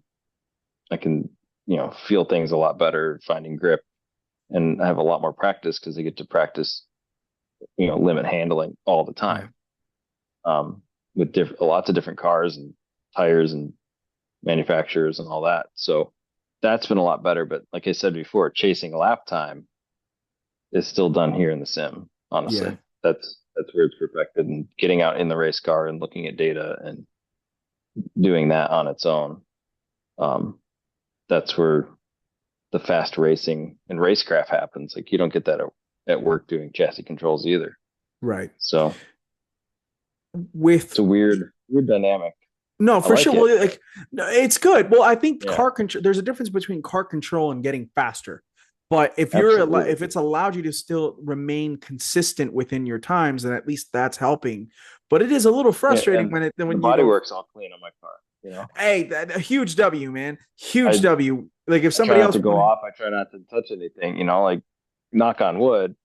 Since I've been racing, I've only had a couple little incidents, and right? they were dumb shit. So I like gotcha. try to keep it that way. No, for It's sure. I hear rain you. and treacherous and fog, and you can't see anything. Like my goal is still to bring it back in one piece, but without putzing around. So No, for sure. I feel like it's Um, working in the back. yeah, I was gonna say, Yeah, like, is it racing in the rain's good? Do you find it sketchy that's the still best. after? Is it okay? Oh, it's I hear sketchy that is a the best lot. thing ever. I Yeah. absolutely love it. Yep, more um, rain, please. All right, fair enough. I mean, you live in the right area up in the entire country. Because where do most of your races happen? Do they happen Wisconsin, Michigan, Ohio area, or do you like? I Yeah, mean, you I don't mentioned, travel too far. yeah, Yeah, I try not to go nuts on the travel. We're in a good spot where we got Mid Ohio, Road yeah. America, been VAR a few times. Because I think Tried I've to heard Ron, because Ron does champ car, right? Champ Um, Car, yeah. yeah, and obviously that's more endurance racing where you're going ahead and well, how many laps are you running? Probably like 20, 25 laps. We run short sprint races now, like 12 to 15 minutes. Oh, it's by So we'll minutes do now. Interesting. four races four races a weekend. So Okay. it's they come fast. Three races on. We'll have like practice qualifying in a race on Friday, Mhm. and then three races on Saturday. Okay. That's a lot of. Doesn't sound like a lot. You're not It's a on the lot on the track for car. a long time. A lot on the car and like mentally and getting things figured out, fixed Yep. in time, Well, and a especially because good there's a break. very, I'm assuming that if you're doing four races in one weekend, that means you're probably doing two races on a Friday, two races on a Saturday, or a Saturday and a Sunday. And then, there's not going to be very much time between said races. There might be what, like maybe 3 hours between a race, if that.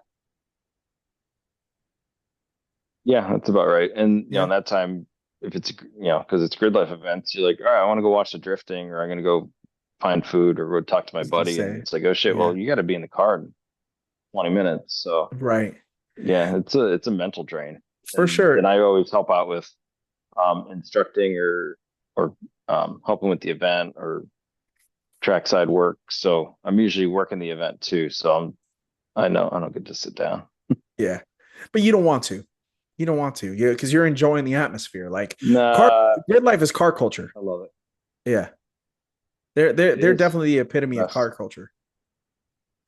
Um, Yeah, they really are.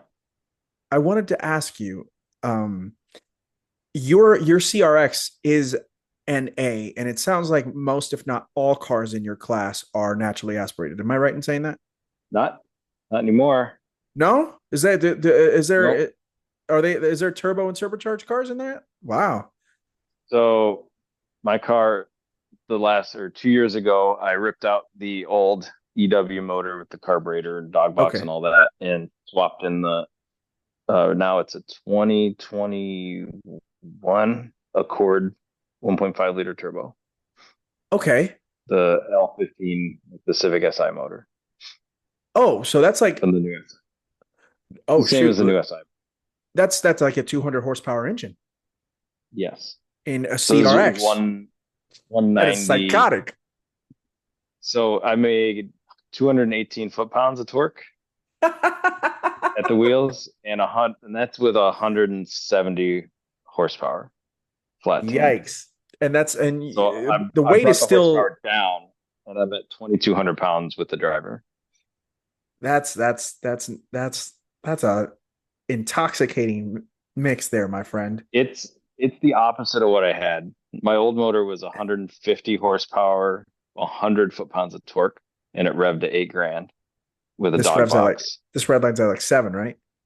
No, it's like 6,300 is what my fuel cut's at Oh, okay, cool. Now, but is that now. because of but that's because you had to make it that way, right? Because No, that's it revs to 6,500 stock. This is really? it's a tiny bore, really long stroke, 1.5 liter with a tiny turbo with a bunch of boost.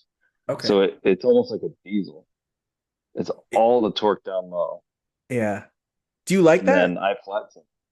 It's totally different, but Hmm. now after living and driving the car, it's a riot. So that's the car. What I named it is the TCRX. So it's really a tiny little TCR car. It's the No, for little sure. front-wheel drive turbo with aero and big brakes Yeah. and all the electronics and stuff on it, and it's got like all the low-end torque like the TCR cars have. Listen, dude, that's why I've always loved hot hatches, man. You get that torque down low, you get boost, and all of a sudden those front tires are like, I happen to like torque steer. Like, I think it's so much fun because it's so stupid. Because all of a sudden, like Yeah, your steering wheel is just going all over the place. Like that was the one of the things that I liked about my Focus ST and whatnot. And like, there's a hot hatch out there right now that you can go ahead and buy, which is extremely expensive, but it is what it is. I think it's the Mini Cooper GP, the John Cooper Works GP. So it's like a Hmm. 300 horsepower mini, and it's like 3,300 pounds, which is a heavy for a mini, but it's not that heavy for a normal car. And Yeah. it only comes with an 8-speed automatic, which is just shame, but it's fine. Like it's still a really good automatic, and it's front wheel drive, and it's a freaking bastard, dude. Like from what I understand, like every single time I hear about that car, and I'm like, dude, I need to go for a rip in one. And you've also got like, uh Fiat Abarth 500s that you go ahead Yeah. and get those Used to tuned have some of right. those at work whenever they come Heck out. yeah, dude. They do. Yeah, They'll old they'll job. mob, dude. They'll mob with the right It was driver. And hilarious. mhm. Yeah, I remember they were doing data, so I was driving one back and forth from home, and I was Yeah. like the only person to get these issues to come up because I was driving it harder on the highway the whole time. Yeah. Oh, dude. They've got some hotter versions in Europe that never came to the United States, which is a damn shame. They have their Yeah, like the I'd never five. want one, but it was fun to like experience them and make funny turbo poppy noises in a such a small ass motor. Exactly. I couldn't agree with you more. I think they had the 595 and the 695s, and apparently the 695 is quite a bit of a ripper. Like you can just do work in those cars, and I'm like, damn, man, we should get Yeah. that in the United States.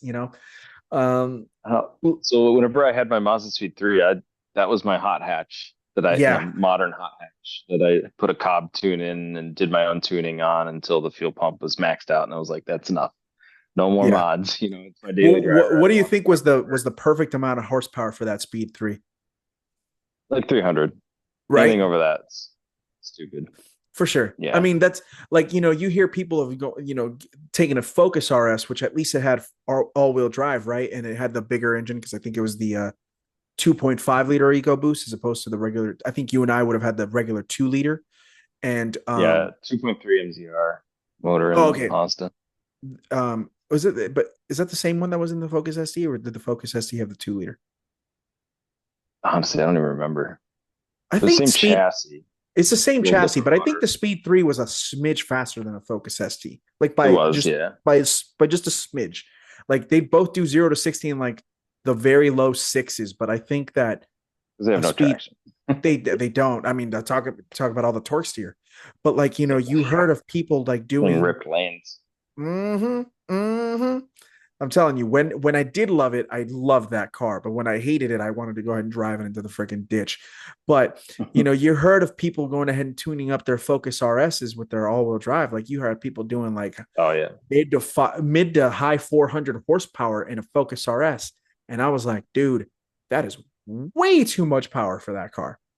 The new Accord, that's if I could have fit a bigger motor in the CRX and I wasn't trying to do this power to weight thing, Yeah. the 2 liter and the new Accords, people are putting down like mid 400s out of those things on a regular basis in a Uh huh. otherwise basic bitch looking Accord.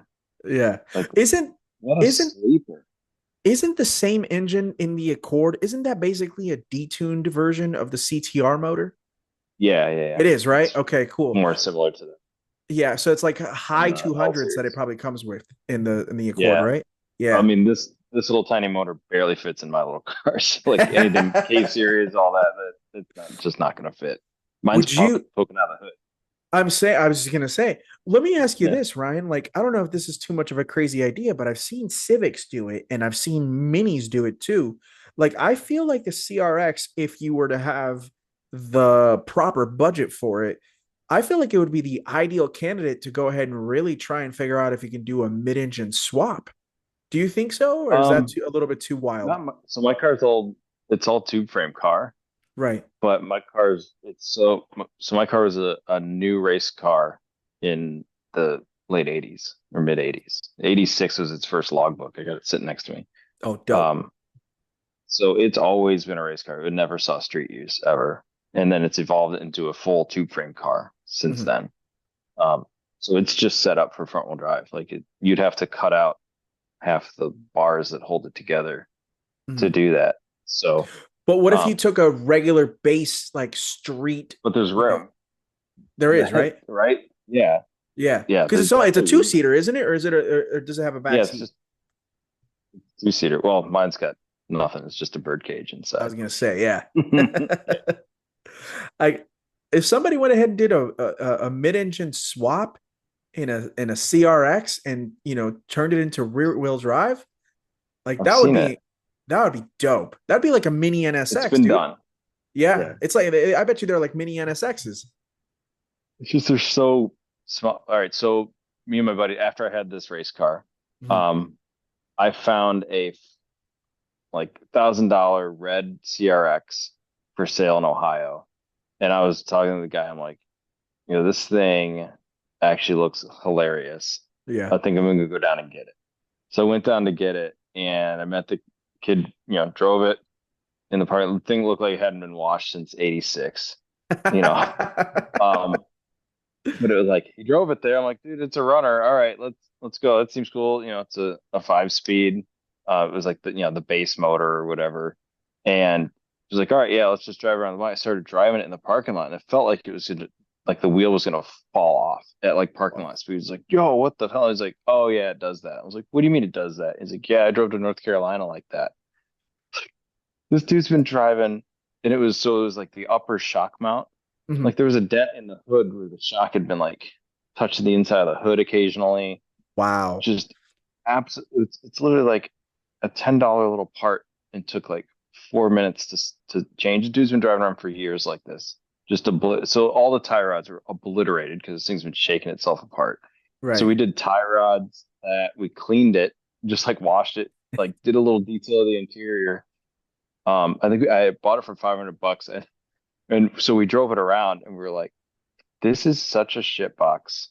In a tin can, I don't feel safe around any car on the road right now. Uh, Like I could, the rust on the floorboard under the carpet, like, oh, all right, I can see some road. And we were driving around like, all right, I think I got the experience of the stock car enough. And so we sold it for like $1,500. We each made a couple $100 on let's it. go, dude. And That's a that was, W. yeah, I was like, well, all right, someone else will enjoy this car. It looks cool, but like, I think I'm good. I'm gonna stick to the race car version from now Yeah, on. for Yeah. sure. That is, As a stock car, I'm like, I forgot how cheap and tinny these little cars were. they You really know, are. They really, really are. nothing to them. Yeah. I mean, I love them to death. I do. I mean, I love, Yeah. they were It makes you incredible second cars guess the then. street car. It definitely does. Yeah. Like that, even the little EG that I have, I'm like, this thing feels way more solid than that CRX did, and it does not feel Yeah. solid. Yeah. No, for sure. They were definitely cheap cars for a reason back in the day. Oh Um, my God. there was this on Netflix, there was this show that came out right before the pandemic. It came out like in 2019. I think it was called Fastest Car. I don't know if you ever watched it. And Ooh. it was basically like they would go to different parts of the country and they would hold a street not a street race, but a drag race between four cars, and winner of that went to the finale. And what the premise was, it was like three sleepers racing against one supercar each race. It's so awesome. It really was, dude. But like they say sleepers, but and the whole premise was the guys who had the sleepers would find out what the street car or the supercar was going to be, but the supercar wasn't told what the sleepers were going to be.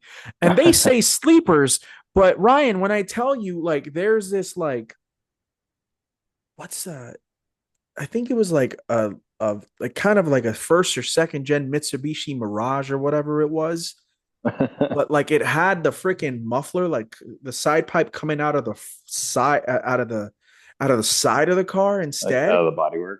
out Yeah. of the bodywork, and it was like a 500 horsepower like Mitsubishi or something like that. Like that was just one car. There was this other one in Miami. It was a Civic, and it was like a 9.5 second quarter mile Civic. And it's this Puerto Rican dude in Miami. I forget his name. He's like Danny something, and he's like kind of IG famous now, but he was on the show, and like he was. I think his car was like a 600 horsepower Civic, but it was like gutted to the like. It was so Oh gutted, yeah. Yeah, and so like again, he's running under 10 seconds in the quarter. And I'm like, that's actually insanity. Um, Yeah. and I just saw a you video know, today, someone running under 8 in a all-wheel drive EG hatch. no, thank you, dude. I'm good. Nope, that's too way too fast. Way too fast. 186-mile-an-hour trap. Yeah. That's actual insanity. What was Yeah. it that I saw the other day? Um, oh well, I mean, C8 ZR1s. We were talking about the C8 ZR1 that's it's coming. Fast car. Yeah, extremely fast car, They and dropped videos of them doing pulls in North dude, South straightaway. that's Crazy. gonna be like I think that might be an under 10-second quarter mile on that ZR1. It might actually be. I don't know, man. I work on the brakes, so I mean, nobody's ever in the last 15 years, not a single soul walking God's green earth has complained about Chevy performance brakes. I'll tell you that right now. That is true. With well, unless GM it's a performance. Camaro. Well, it's true, but even then, like I feel like sixth gen Camaro SSs actually have amazing brakes, and ZL1s are like stop on a dime. Yeah. So yeah, but yeah, like I remember the first batch of the fifth gen Camaros did not have very good brakes. I think that the second half, so like 14s and 15s probably got much better brakes. And then that's when you got I think first year of the fifth gen ZL1 was 2012, and then you could get the 1LE packs on the Camaros and And then like Z28 came out. oh, and the Z28 Oh, that came was out in before that. 2015. Yeah, dude, you talked about you did autocross, and I went for a autocross rip as a passenger in a fifth gen Z28. Dude, that was one of the fastest rips I've ever gone for. I could have sworn like he hit third gear Man, maybe like twice. Because like you they're need you need to ride in an E-Ray in an oh, autocross. bring it on, dude. I'm ready. Holy Absolutely. shit, what an autocross car with the digs and the Uh-huh. grip. It's gotta be insane. That's right. Like Z06, and Stingray, like also like really fast car, but the E-Ray just Well, it's all-wheel like drive. soft enough suspension too with the all-wheel drive pull. Yep. Oh, it's so good. I can imagine like a 911 Turbo S and an E-Ray in autocross would actually just make people want to cry. Yeah, Genuinely. it's just destroys lap time. It's It stupid. would. It's actually a full-on cheat code. It's kind of messed up to be quite honest with you. Yeah. But that Z28, dude, that was I think that's the only Camaro fifth gen that comes with carbon ceramics. And this dude is just going for it. And like I'm seeing a fifth gen Z28 like clear 7 grand on the RPM, and I'm like, you are going way too hot right now. And as we're getting to we're finishing up the lap, he misses the turn, and so he goes through the cones and he hits the brakes, and the the brakes work on that car. Like he went too hot into the corner and he missed it, so I Yep. messed up his lap. But those brakes do work very, very well. I can attest to that 100%. It's I fun. Yeah, whenever you get that, like, so we worked on the Blackwing, mhm. and that has a big, heavy nose, Yeah, and big brakes and tires on that. For such a big sedan, holy crap, that thing hauls down. for sure. Like, it's a big Camaro, is why I thought of that. It's a Like big it's four the door same Camaro. chassis. Yeah, Absolutely. No, yeah. I love what Cadillac is doing right now. Uh, in a world where the G90 just got released, and as did the G91 for the BMW M5. Oh yeah. We saw that last week with the wagon, which I'm like, I'm super happy that we're getting a wagon here. But then we're also, it also weighs 5,300 pounds. And then you look at what a I bet it CT5. also stops on a dime though, Oh, because I'm of sure all it that will. weight pushing into the ground and big brakes. Yeah, Like big carbon weight, ceramics. weight But doesn't matter that much. Found out like um if you have all the yes right and hardware. no. Yes and no, because you're right. But then I look at it as like Cadillac is building a CT5V Blackwing, and it's near as makes no difference 900 pounds lighter than that car, Ryan. Yeah. And then, I mean, even a Hellcat Charger Red Eye which just went out of production. And I still love those cars, even though I make fun of them constantly on this podcast. I still want one. But Yeah, like me that too. car, it's a 4,600 pound car. And that car is 700 or That's the Superleggera compared to compared to this the new BMW BMW. M5. Like that's crazy. Like what have we Oh, come down to? Like where have we gotten to? And whatnot. I'll finish it on this because I know, and you've been such a delight to talk to tonight, bro. And thank you for doing it. I know it's getting a little bit late over there, and I want to be that's all good. respectful of your time. But Going racing tomorrow. I'm good, man. as it's true, you did tell me you took the day off. You're ready to go ahead and like have a great time and chill and go Yeah. racing and stuff like that. You talked about going ahead and setting up RVs, dude. I gotta ask you because like my understanding is you don't have to have any special license to go ahead and drive an RV, do you? You literally just have to Nope. be a regular human being. You know why? Because if you did, no one would buy them. But the problem is then you've got like 75-year-old men and women who are just gonna or say, honey, we're gonna drive across the country to go see the kids Yep. and stuff like that. And that's who's driving these RVs on the highway. And I'm like, that's a bad idea. Terrifying. It's Yep. terrifying, dude. What are we Terrifying. doing? Like, And we worked on them years ago before I got into some of the GM stuff, and yeah.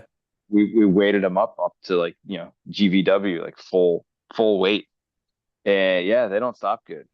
No, they don't. And they are No. super wobbly, really wobbly. Oh yeah. It's Um, terrifying. we managed to do lane changes, like full on left right emergency lane changes in those with all the systems, and that is terrifying. But That with all the Bosch systems, it's not going to roll over, and it's going to make it through those hashtag that plug lane for change. Bosch. Yeah, Let's plug but Bosch real man, is quick it terrifying. for Yeah, I mean sure. that's with the proper safety equipment, but Yeah. and outriggers to make sure it doesn't actually tip over. But with all the systems on and functional, it's crazy that even Yeah. those people doing 70 down the highway, if they've got to do a emergency avoidance, they can just crank the wheel and it'll do it. Yeah. It'll do it It's slow, but it'll do what's it. Yeah. fascinating to me though, Ryan, is that, I compare them to a school bus or to like a regular city bus, right? And yet somehow, some way, like, and maybe I'm wrong. Maybe it's because I think it's a shorter wheelbase than a regular city bus or a school bus. But like, what do you Yeah. think is what's the big difference? Because I don't see school buses and city buses struggling. And I mean, to be fair, you don't see Yeah, school buses on big. the freeway that often. Well, school buses got a little more, but they're also geared because they're not doing highway runs, right? They're all city, Well, so they're this is geared true. up. Yeah, so they're geared to top out at a pretty low speed, so they're making use of all that advantage for acceleration, and they've Yeah. got big ass motors. If you had the RVs that have those big motors in them Hmm. are stupid. So like the big diesel pushers and stuff like that, and all the extra weight and granite countertops and showers and beds and all that shit. So heavy compared to a gutted out thing that's moving people around. Yeah. This is Yeah. I don't get it. Like, why is it always old people and like how are they Or not racers. There were racers. or racers? But like again, a Yeah. racer, I totally get. Like I would 100% trust you behind the wheel of an RV. I trust Ron behind the wheel of an RV. I maybe trust myself behind the wheel of an RV. I mean, I've driven the big U-Hauls and I feel comfortable enough. And even then, I realized I almost took out a freaking the brick mount over at a QT gas station once, and I was like, oh my god, I got Oh to yeah. back it up and do this a little bit more wider because I was coming in to get gas. But like, you know, that's I mean, I'm 34. You're 39. Ron's 34. Like, I trust myself that. But then we're seeing like these 70 and 80-year-olds driving these, and I'm like, who's It's a retirement allowing plan. them? It's crazy. It's just wild to me, dude. Like, what Isn't are it? we doing? Yep. Such a Yeah, bad. that's another reason why driving a 1,500 pound CRX on the street is terrifying. I was gonna say, bro. Yeah. Ugh. Oh man. Well, let's Like do my, this. my motorcycles, I keep it to my pit bikes. Yeah. I'll buzz around the neighborhood and at the track, but For sure. Yeah. No, I have one of my good buddies. She's one of the local photographer. Well, she's not local to Phoenix anymore. She's more based out of Houston, but shout out to KRC. And she just went from a R3 Yamaha to like a not a CBR 600, but the Kawasaki equivalent. And she just got a Yeah. 600, and she had the 300 for like less than a month, and then went to a 600 real quick because she felt Yeah. comfortable, and and power to her. She, Yeah. I don't the, trust me on a bike. I get too comfortable too fast in yeah, no, fast sure. things. Or Well, it's bikes too. interesting. Like I'll rip one once and be like, wow, that was great. I need to Mhm. give this back now because I know No, myself. and like here's the thing. I'll tell you this. I'm terrified of motorcycles. Like they're dope. Like I think to myself, oh, I'd love to ride one, but in reality, if I got on one, I'd be like, no, I'm scared. I'm genuinely scared. And it's not Yeah. because, and it's not one of those things of like, oh, if I'm gonna go too fast and kill myself. Like, no, no, I'm just terrified.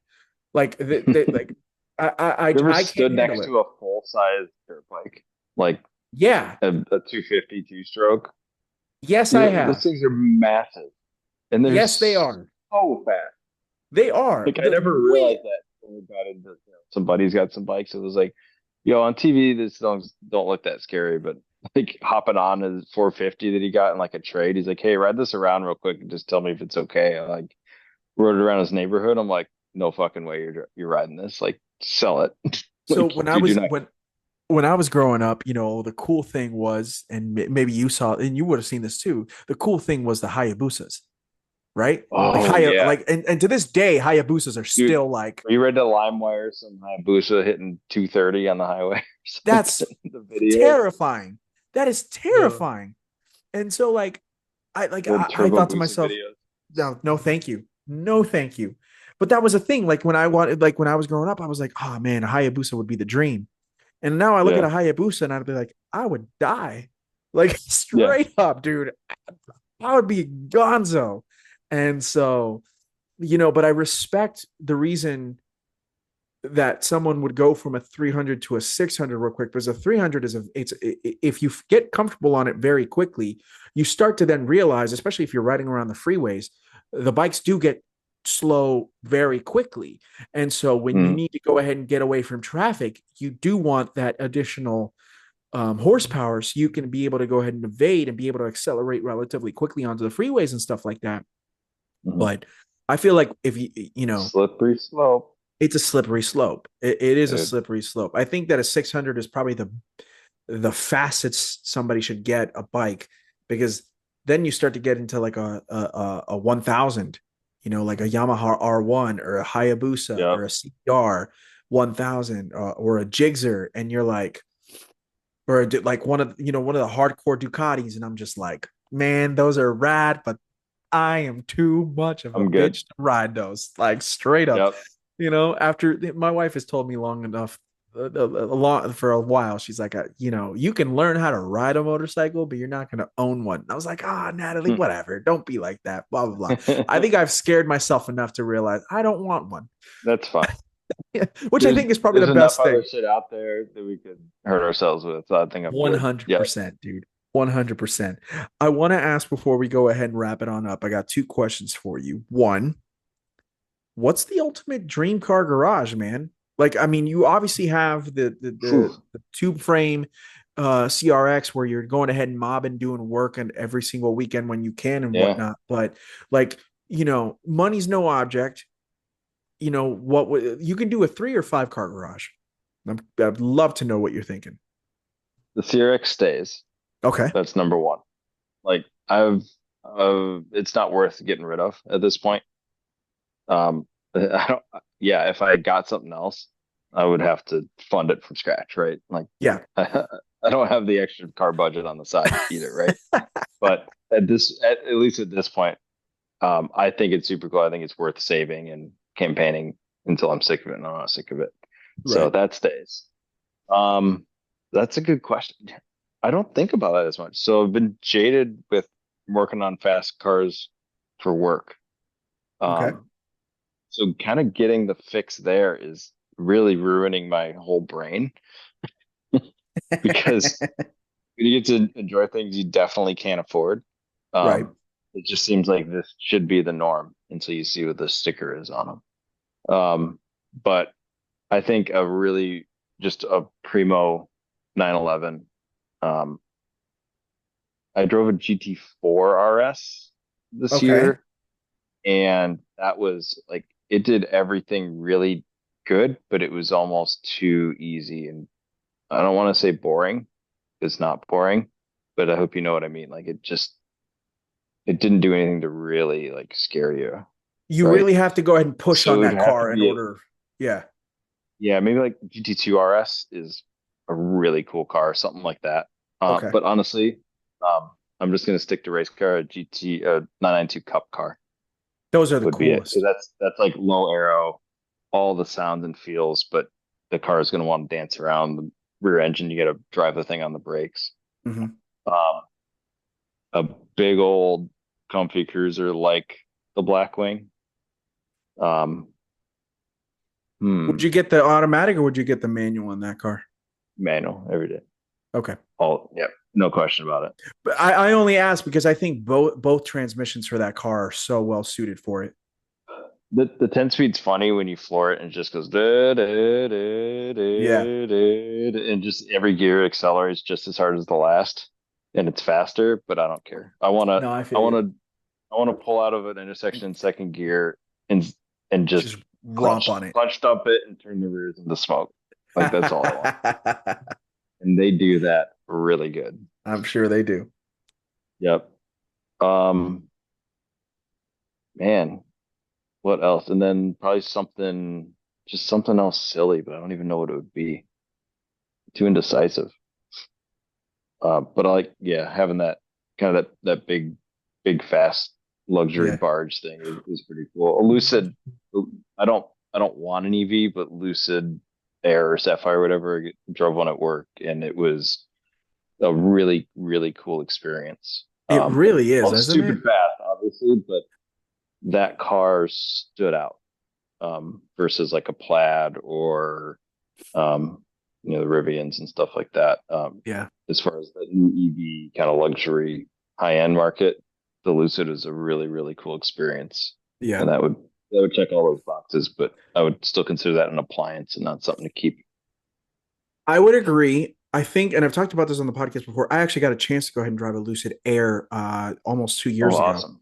Yeah, it Yeah, was a great experience. I drove the Grand Touring, so it's like the mid spec. So it's about, I don't know what it is in kilowatts, but it's equivalent to whatever it is, like just a smidge over 800 horsepower. Which to that's this probably what I drove. day, Yeah, yeah, to this day, that's easily the most amount of power I've ever driven in any car ever. And the acceleration in that was bonkers. But unlike unlike a Tesla and very similar to a Porsche Taycan, um, I felt that it ooh, yeah, handled really extremely well. And the people that were designing it and in charge of the suspension and engineering, the drive feel and everything like that, they were truly enthusiasts because it did not feel like a video they game or are. any, like they genuinely, it felt like it was, that car was built by somebody who enjoys the act and performance of driving. Very similar to what I would think a Porsche Taycan would do. Yeah, and a couple buddies that I know have worked there, that have come from other kind of performance driving areas and enthusiasts, um, said that yeah, this group is a group of dudes like us that just all got pulled together out of different places to make this specific car that somebody dreamt up, but to make it drive really well and not Absolutely. just meet the owner's visions. It's like, we're just gonna make it a good chassis, and they did. Yeah. It was I really it's respect dope. I think that. it's awesome, and the fact that Sapphire is what it is. I think it's one of the fastest accelerating cars on the planet, regardless of So price. And I'm just like, yeah, dude. we had a ride and drive for a couple cars, Mhm, and I just hopped in a Tesla mhm. because like it was a bunch of cars sitting in the lot, and it was we're checking some of the controls, and it was a Plaid. I didn't even know. I just like pulled out, stomped on it, and was like, "Damn, Yeah. this thing's really fucking fast." So like Mhm. drove that a little bit, kind of giggled with my buddy, And they parked it, and then a couple cars later, like, oh, sweet, Lucid's free. I'm going to jump at that. And I floored it. I was like, yeah, it's good. It's just not as fast as the other one. Mhm. And then, I stepped back and realized that I just drove. I'm like, what do you mean it's not as good? Like, how broken are cars now? Here The you, Lucid didn't feel fast enough. sure. And then and the funny thing is, then you remember, oh snap, there's two specs higher up that are as Now, yeah. fast as that plaid, which I'm just like, where, like, what in tarnations, dude? It Yeah. makes And then zero Corvette comes out sense. with the 01 with like, oh, we're going to put that in an ICE engine. And I'm Uh-huh. like, and then oh you my got God. Lamborghini with the Revuelto, which is like 1,000 horsepower V12 with its hybrid system, and then Yeah. the Huracan replacement just went ahead and went live last week, the Temerario, and they You're gave like, it oh, all the EVs are fast. Well, I know we won't be as fast, but we're gonna try. we're gonna Like, try, and they gave it the twin shit. turbo V8, which revs to like 11,000, and they gave it a hybrid system on top of that, and I'm just like, God bless these guys. Like, God Yep. bless them. I adore them so much. Um, Final question though for you, though, Mr. Kristoff. Yeah. Car culture. What's it mean to you, my Yeah. friend?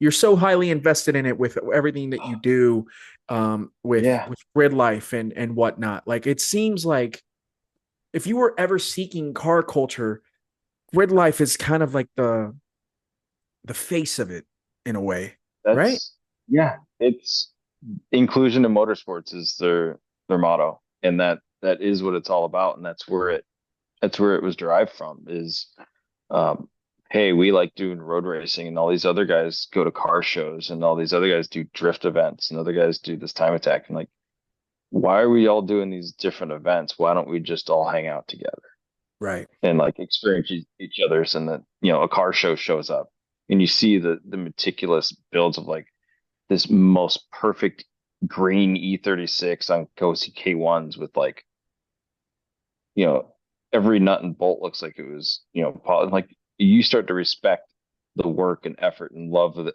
everybody puts into their own cars Mhm. in each respect. Like, yeah, grid life brings that together, but it helps you expand your of how big that really is. Even, the only thing we don't do is like, drag racing and power sports type of racing, but that it's all the same, right? Mhm. So different cultures, there's different mentalities. You go to a roundy round race, it's gonna be a little different than ours, probably quite the opposite. But that the effort and everything that's you respect it a lot more than whenever we were younger and just dogging on anybody that ain't us, right? So 100%, dude.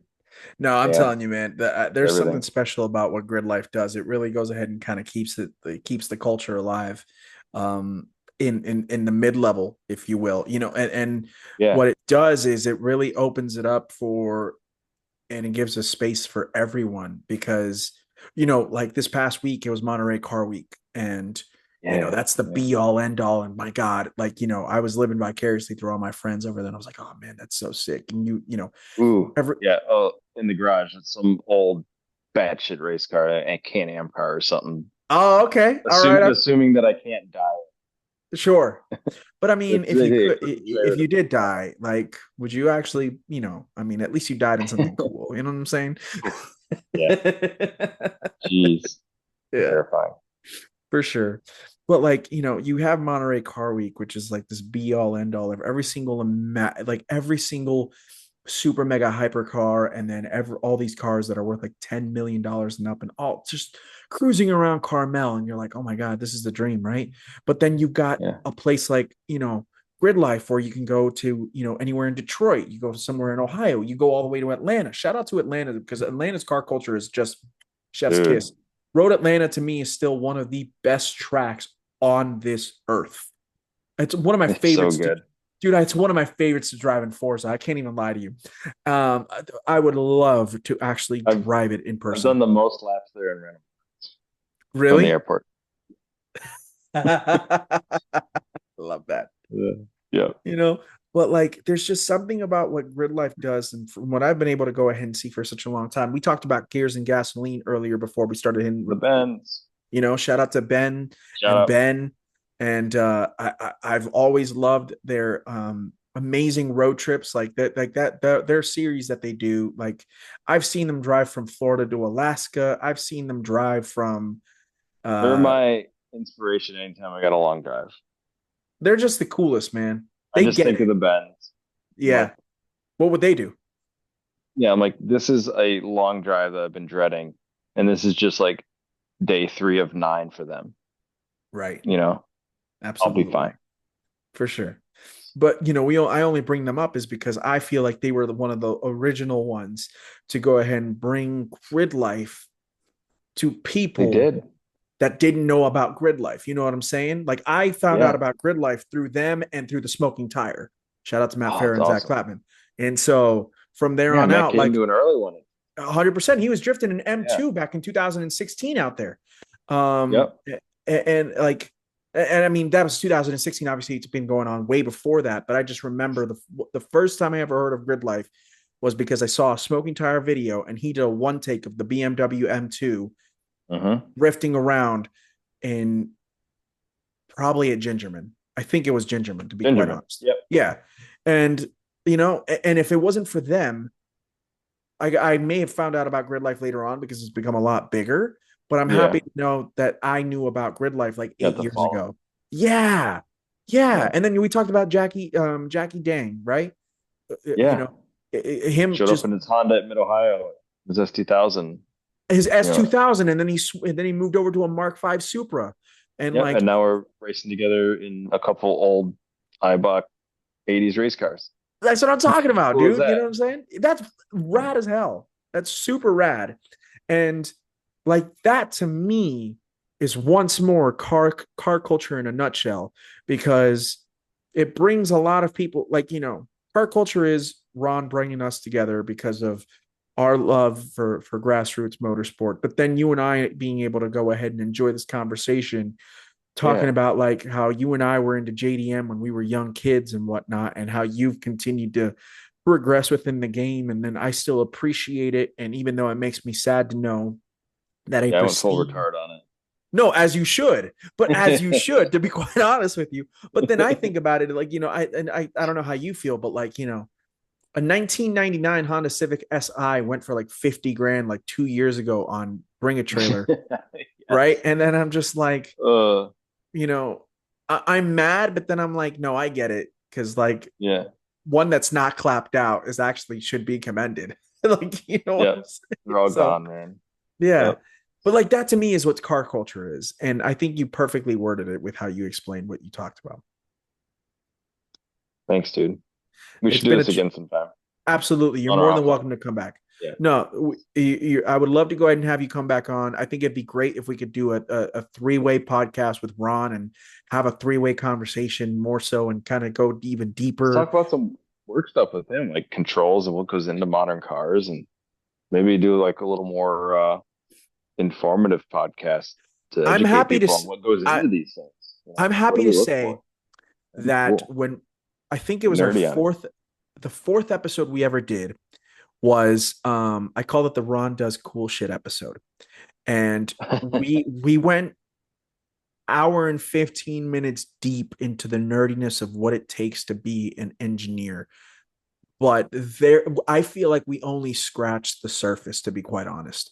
And Yeah, and I so still feel like an imposter. So dude, it's all you feel like an imposter. Do you know how I feel talking to a real engineer at Bosch, and then my best I'm just friend a being monkey behind the wheel, but then like my best friend happens to go ahead and be on the development team now for the ZR1. Like I'm a freaking poser, bro. I'm just here for the laughs and the giggles. That's really what it is.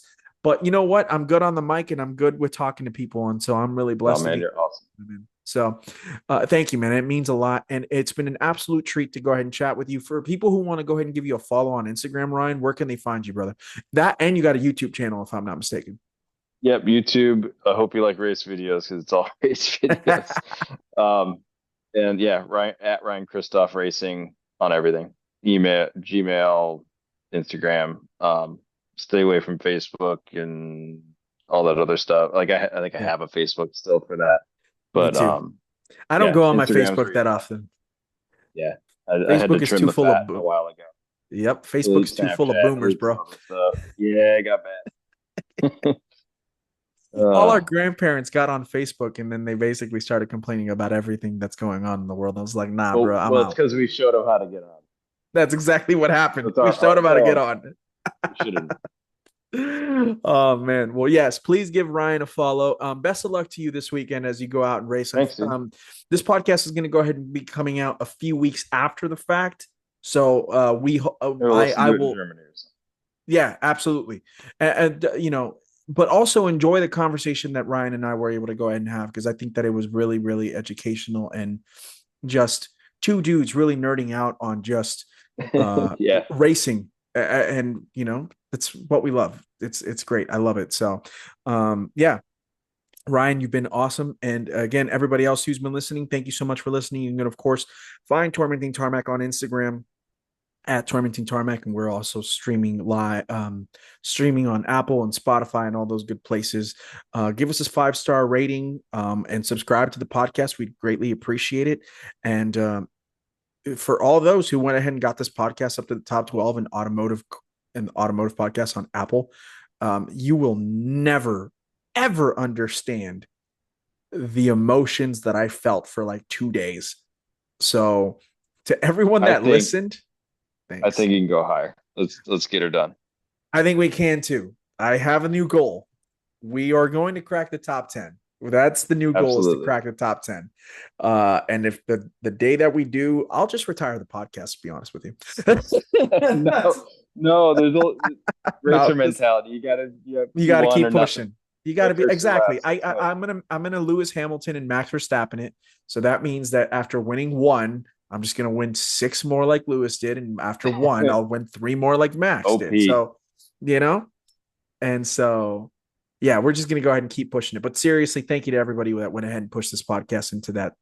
It was a wild 48 hours, and I cry, and I definitely teared up at least twice. So yeah, anyways, Love it. Ryan, have a great weekend. I hope you do well, and I hope that the car stays safe and you stay safe as well. And I hope that Thanks, we get buddy. a chance to go ahead and do this again very, very soon. So on behalf of Ryan Kristoff, my name is Jorge Aquino. You have been listening to Tormenting Tarmac. It's the podcast where the enthusiast never dies. I hope everybody has a great night.